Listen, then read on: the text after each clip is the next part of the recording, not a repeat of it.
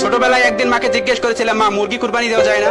মা হাসতে হাসতে বলল, বাবা দুই পাওয়ালা প্রাণী কুরবানি দেওয়া যায় না। তারপর আমি মাকে বললাম, দুইটা মুরগি একসাথে তাহলে 4টা পা হবে, তখন কুরবানি দেব। তখন মা হাসতে হাসতে পেটে পড়লো আর বলল, পাগল ছেলে, যা এখান থেকে, আমি এখন কাজ করছি, আমাকে বিরক্ত করিস না। আমার বাবা সামান্য একটা জুট মিলে চাকরি করতো, সামান্য বেতন পেত, সেই বেতনে কুরবানি দেওয়া সম্ভব হতো না। কুরবানি ঈদের দিন মুরগি জবাই করা যায় না, তাই বাবা ঈদের আগের দিন মুরগি জবাই করে বেছে হালকা রান্না করে কষিয়ে রেখে দিত। ঈদের দিন ভোরে বাবা মাকে ডাকতেছে, বাবা ওঠ, নামাজ পড়তে যেতে হবে। ঈদের দিন ফজরের নামাজ না পড়লে ঈদের নামাজ কবুল হয় না। ওদিক থেকে মা ধমক দিয়ে বলতেছে, তাড়াতাড়ি ওঠ, তোর জন্য কি নামাজের সময় বসে থাকবে। তারপর আমি আস্তে আস্তে উঠে চাপ করে উঁচু করে বাবার সঙ্গে নামাজ পড়তে গেলাম। তারপর একসাথে নামাজ পড়লাম, আবার দুজনে একসাথে ফিরে আসলাম। বাসায় এসে আমি শুয়ে আছি, ঘুম আসতেছে না, এপাশ ওপাশ করতেছি। ওপাশে বাবা নফল নামাজ পড়তেছে। নামাজ শেষ হওয়ার পর মোনাজাতে কান্না করে কি যেন বলতেছে। আমি দেয়ালে কান লাগিয়ে শুনলাম, বাবা বলতেছে, হে আল্লাহ, তুমি আমাকে কুরবানি দেওয়ার সামর্থ্য দাওনি। আশেপাশে সবাই কুরবানি দেয়, কুরবানি গরু নিয়ে সবাই কত আনন্দ করে, কত ফুর্তি করে, কিন্তু আমি কুরবানি দিতে পারি না।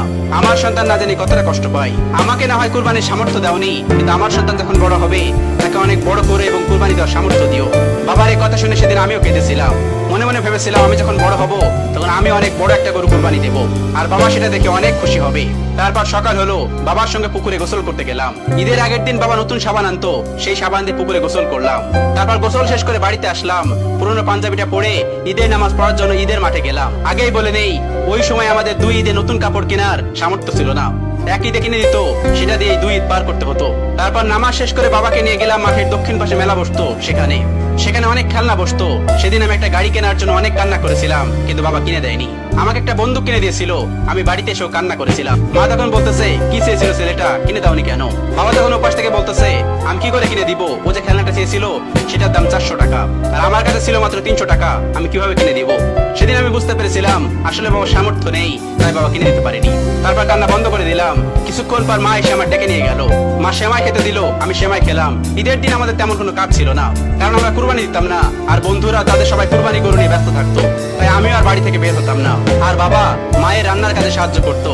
মা সেদিন মুরগির মাংস আর চালের রুটি বানিয়েছিল, আর সেই সময় কষা মাংসের মুরগি দিয়ে রুটি খাওয়ার যে কি স্বাদ শুধুমাত্র আমরাই জানি, এই যুগের কেউ জানবে না। তারপর আমরা দুপুরে 3 জন একসঙ্গে বসে রুটি আর মুরগির মাংস খেলাম। ওই সময় আমরা কুরবানির ঈদে মুরগির মাংস খেতাম, কারণ আমাদের কুরবানি দেওয়ার সামর্থ্য হতো না। ওই মুরগির মাংস আর রুটির যে কি স্বাদ তা বলে বোঝানো যাবে না। বাবা মা আমাকে ছেড়ে গেছে অনেক দিন আগে, আজ আমার অনেক টাকা। আল্লাহ তাআলা আমাকে কুরবানি দেওয়ার সামর্থ্য দিয়েছে। এই ঈদেও আমি 2টা গরু কিনেছি। আমি যত ব্যস্ত থাকি না কেন, এই ঈদের মধ্যে আমি গ্রামে চলে যাই। আমি বাবার সঙ্গে ফজরে যে মসজিদে নামাজ পড়তে যেতাম, আমি বাড়ি যেয়ে সেই মসজিদে নামাজ পড়তে যাই। বাবার সঙ্গে যে মাঠে নামাজ পড়তাম, সেই মাঠে আমি ঈদে নামাজ পড়ি। নামাজ শেষ করে এসে কুরবানি দেওয়ার পালা, কিন্তু কুরবানি দেওয়ার জায়গায় আমি গেলাম না। ম্যানেজার এসে ডাকতেছে, স্যার চলুন, সবকিছু তো রেডি। আমি বললাম, আমি যাব না, তোমরাই দাও। লোকটা অবাক হলো এবং আমার দিকে তাকিয়ে রইলো। সে হয়তো মনে মনে ভাবছে, লোকটা কুরবানি দেয় কিন্তু কুরবানির সামনে যায় না। কিন্তু আমি ওকে কি করে বোঝাই, ওই গরু দেখলেই যে আমার বাবার কথা মনে পড়ে যায়। তখন আমি তাকে বললাম, যারা যারা কুরবানি দেয়নি প্রত্যেকের বাড়িতে কুরবানির মাংস পাঠিয়ে দিও। তখন ও বললো, আচ্ছা ঠিক আছে, এই বলেও চলে গেল। এখন কুরবানির দিনে গরুর মাংস রান্না হয়, কত মানুষ আসে, কত আনন্দ হয়, কিন্তু আমার গরুর গোশত খেতে ইচ্ছা করে না, আমার ভালো লাগে না। আমার ইচ্ছা করে মুরগির মাংস দিয়ে রুটি খেতে। তবু আমি কাউকে কিছু বলি না, কারণ আমি জানি আজকে আমি রুটি আর মুরগির মাংস খেলেও সেই স্বাদটা আর পরিতৃপ্তিটা পাবো না। সেই স্বাদটা যে হারিয়ে গেছে, সেটা যে ছিল আমার মায়ের হাতের রান্না। যাদের মা বাবা নেই তারাই জানে মা বাবা ছাড়া ঈদের আনন্দ ঠিক কতটুকু। মায়ের হাতে সেমাই না খেলে, বাবার সাথে ঈদগায় না গেলে ঈদ কি আর হয়?